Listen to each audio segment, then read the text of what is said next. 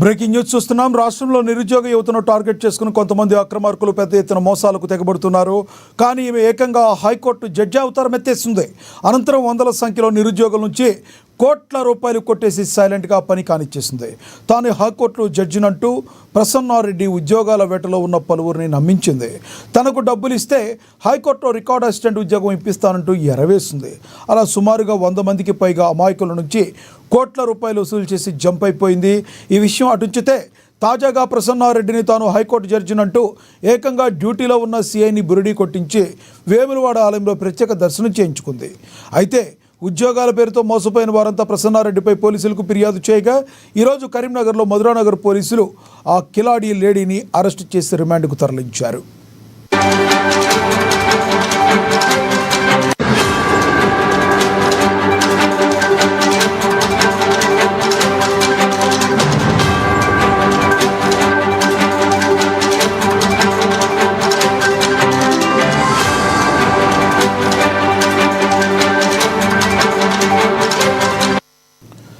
రాష్ట్రంలో నిరుద్యోగ యువతను టార్గెట్ చేసుకుని కొంతమంది అక్రమార్కులు పెద్ద ఎత్తున మోసాలకు తెగబడుతున్నారు.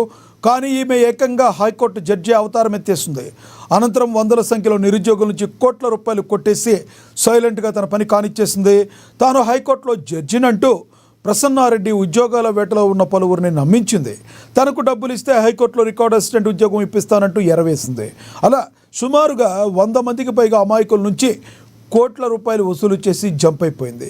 ఆ విషయం అటుంచితే తాజాగా ప్రసన్నారెడ్డి తాను హైకోర్టు జడ్జినంటూ ఏకంగా డ్యూటీలో ఉన్న సీఐని బురిడీ కొట్టించి వేములవాడ ఆలయంలో ప్రత్యేక దర్శనం చేసుకుంది. అయితే ఉద్యోగాల పేరుతో మోసపోయిన వారంతా ప్రసన్నారెడ్డిపై పోలీసులకు ఫిర్యాదు చేయగా ఈరోజు కరీంనగర్లోని మధురానగర్లో పోలీసులు ఆ కిలాడీ లేడీని అరెస్టు చేసి రిమాండ్కు తరలించారు.